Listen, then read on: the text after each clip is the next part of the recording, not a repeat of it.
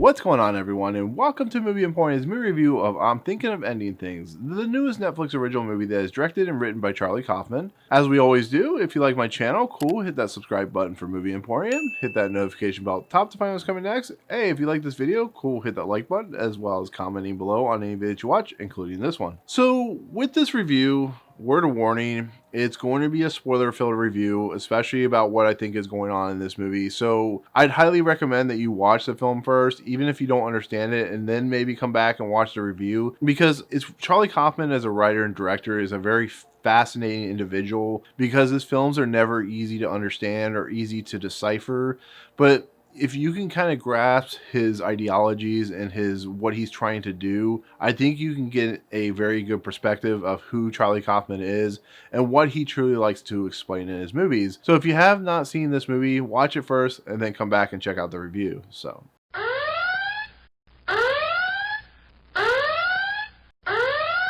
this movie is based off the book by Ian Reid. I went through and looked at the synopsis for the book itself, and it's very similar to the movie. So when it comes to movies that are directed and written by Charlie Kaufman, they're very strange and unusual productions. You look at stuff like Anomalisa, and you look at stuff like Adaptation, you look at Synecdoche, New York.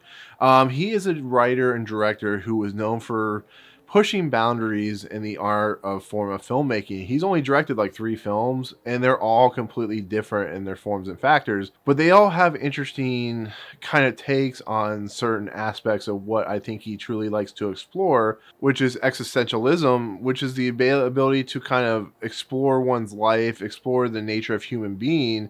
And if you've ever seen like Being John Malkovich or Adaptation or, like I said, Synecdoche, New York or Anomalisa, they're movies that are dealing with the existential crisis of human beings, of, not being happy in your life. And I think that's what this movie is doing also. And so this movie follows 2 characters played by Jesse Plemons and Jessie Buckley, who were fantastic in this movie. Oscar-worthy performances, just going to get that out of there right now. And they're on their way to visit Jesse Plemons' family. Jesse Plemons plays Jake. And actually, Jessie Buckley's never given an actual name, so she's just a girlfriend. And there are 2 sequences in this movie where they have an existential, talking. They talk for 20 to almost 30 minutes apiece about the nature of human being, the nature of who they are, the nature of regrets, the nature of society, the nature of everything. And it brings out a very interesting kind of weird dynamic of who these characters are, because you literally spend in a snowstorm just having these characters talk almost like they're talking to you about life in general, about regrets. And it's really interesting listening to an actor and actress just be given dialogue, just be given something to talk about. It's something similar to like Locke or something like that, where you're just focused on a particular situation and they talk about it. And they end up at the home of Jake, who seems really at odds of being there. He doesn't feel comfortable with even wanting to go inside. He takes Jesse Buckley's character to the farmhouse, to the, where they keep the pigs and horses and sheep. And there's like a bunch of dead sheep, and there's a dead pig, and he tells a story about the pig. And then they walk into the house, and there's something unsettling not right about this house, not right about what's going on. We never see the parents for like 10 minutes. The dog that he keeps talking about, the Jake character keeps talking about, that Jesse Buckley is really infatuated with, just kind of reappears and disappears and is like always wet and smelly. But they're like picture frames of the dog, so it's almost like the dog's been dead. Like the Jake character has been able to summon the dog from whatever. And then after a little more talking, a little more of kind of showing the world that Jake lives in, we get the 2 parents, who are played by David Thewlis and, of course, Toni Collette, who's fantastic as an actress, as well as David Thewlis, who was in Anomalisa, the other Charlie Kaufman film, which I recommend if you haven't seen. And these parents are very, very strange individuals. They're constantly questioning the Jesse Buckley character. They're constantly weirdly trying to the way that these 2 parents play themselves off is almost like a weird amalgamation of Jake's character himself. Like, he is kind of exuding off on them like a weird kind of aura, a weird sensation of just like regret, I guess you could say. And there's a lot of regret running through this movie, and things start shifting into Charlie Kaufman territory, where things just start becoming weird, becoming strange, becoming odd, and we start seeing different points and aspects of the life of Jake's parents. We see the Jesse Buckley character who doesn't change at all, but the Jake character, the Jesse Plemons character, the Tony Collette and David Lewis, they become older, they become younger. We just start seeing different aspects of their life, and this is where it started kind of clicking a little bit for me. I'm like sitting here, I'm going, oh, that's kind of interesting because he's showing the Jake character showing we're seeing his like life through with his parents. We're seeing all these situations. And then it just leads to them finally. We see like outside, we see like the snow on the car, which actually is kind of important to the end of the movie. And there's just like this weird kind of like almost dreamlike feeling of like something is coming to a head or coming to an end. It's really, really fascinating. It's so strange and so weird that people aren't going to get what's going on. But if you really kind of sit there and kind of closely think about it, it's really, really fascinating. So the Jake character and the Jesse Buckley character leave and they have their other, talk, which lasts about 20, 30 minutes because it's like a 2 hour and 14-minute movie. So there's like an hour of just talking. And we're getting this other story of this janitor. Now, this janitor is like, it seems like he's almost not important to the story, but he watches a movie which is very similar to kind of like the life we are seeing with the Jesse Buckley and Jesse Plemons character. And he's seeing also people dancing in the hallways as he mops. So there's something there to that story that we're not getting. And it's not until we get to near to the end of the movie that we finally kind of get an understanding of what's truly going on. But we're seeing this couple as Jesse Plemons and Jesse Buckley character kind of at odds with one another, kind of fighting with one another, but they seem so familiar with one another. They seem so like it's almost like they're important, and they end up at this ice cream shop, which is very much like a Dairy Queen. There's importance because of the song, because of the music. It almost feels like there's a past that Jesse Plemons has with this world that he is regretting. And we see a couple like really attractive girls that are really attracted to the Jesse Plemons character, and then we see like this bruised girl that appears, and she is just kind of what is her story. It's kind of like Dave Lynchian in a lot of ways. And then we end up at the school where everything comes to a head, and all of a sudden Jesse Plemons has disappeared, and Jesse Buckley's character is just kind of in their car. It's snowing all over the place. She's like fighting with her like brain. It's almost like she's like split personalities a little bit. And she goes into the school, and this is where she meets the janitor character, and it finally starts to click and come together on what is exactly happening, because the janitor is watching this world unfold. But like I said, it's almost like a dream-like state, and almost like untapped reality that has kind of cracked and beginning to crumble. And so everything that we had seen, this is why Charlie Kaufman's so great at what he does, is we're seeing literally a man, the janitor, who has had a lifelong full of regrets. I'm pretty sure the Jesse Buckley character was somebody that he talked to when he was a young person, and he never kind of asked her out, and it kind of, he regretted not doing that.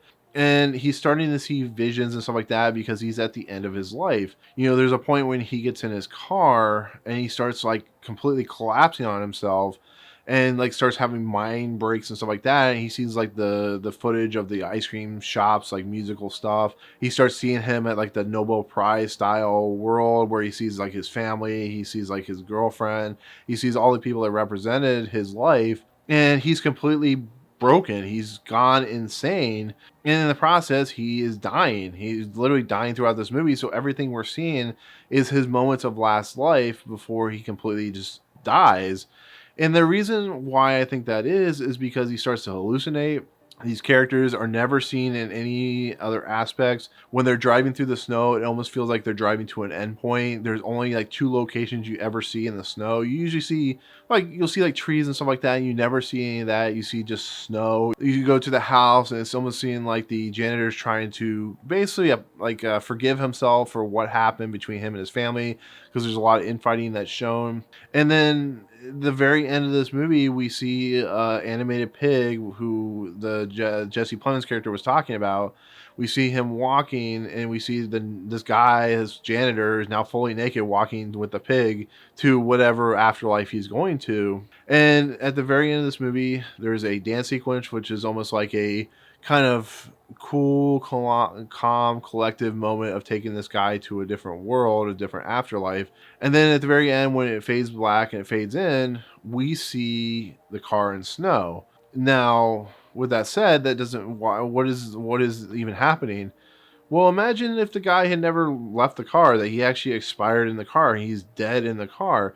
The snow is the snow we saw earlier just coming on the car. And that's why I think the janitor is living out his last moments of his life. And that is really fascinating. That is a kind of simple approach to this story because I'm sure it's much more deep and much more intellectual than I can even grasp. I'm sure there are better explained videos out there. I'm pretty sure there are. But that's why, and that's what makes Charlie Kaufman such a special writer, because he has a level of subtext that he puts in his movies, whether it's weird or it's confusing or it doesn't make any sense, that is so layered and so unique that there's nobody out there like it. You know, one of my favorite movies, like I said when I did the review of Being John Malkovich, is a movie that is dealing with somebody who's not willing to be themselves. They want to be somebody else. They want to be the popular person. They want to be somebody that is given a lot of respect because, you know, the girlfriend doesn't care about him, and he looks through the eyes of John Malkovich, who's a very respected actor. And as weird as that story is, it really deals with that subject matter. It's the same thing with like adaptation. It's about people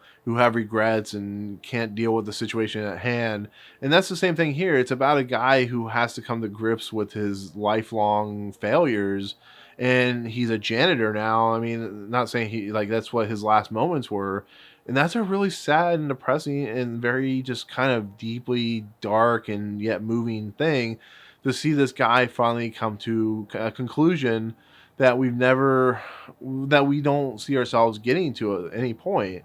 And death is brought up a lot of the times in this movie about just the regrets that we have, you know, about how we do all these things, we say all these things, we confront things, and we're just saddened by the events of what we do. So I think this movie is brilliant. I don't think it's Charlie Kaufman's best film because I really, really love Anomalisa, his like last movie that he directed. You know, his writing credits are, you know, like I said, adaptation, being John Malkovich.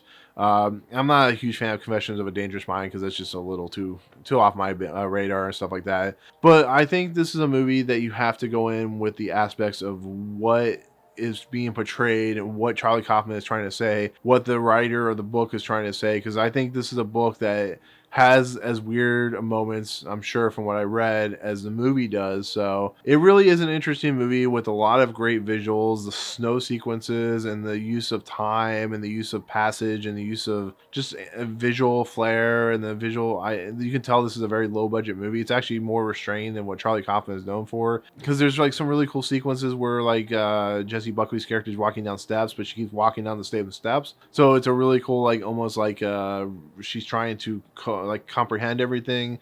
Like I said, we see different sequences of different life points of the Jesse Plemons family, and it's just a movie that just does stuff differently and has no shame in what it's trying to do. So I like this movie a lot. It's one of my favorites of the year, and it's an incredible work to present to. It's a very audacious piece of work to present to a group of people that probably won't understand a lick of what's going on in this movie. So I highly recommend it if you can grasp what's going on. If you watched it and now you're watching this, hopefully this helps. Hopefully this gives you my ideas and my opinions on what exactly is happening in this movie. So yeah, like I said, I think it's a winner. I think it's great for Charlie Kaufman. So, but that's it. That's my take of thinking of ending things. Thank you so much for watching. I hope I was a little bit of help for you. So there you go. But if you watch this movie, let me know in the comments below what you think.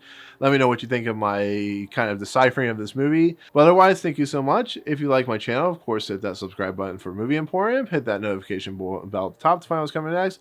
You know what? If you like this video, cool. Hit that like button. Spread it to the world. If you dislike it, it is what it is. I still respect you anyways. So anyways, thank you so much for watching. We'll see you guys on the next video. Peace out.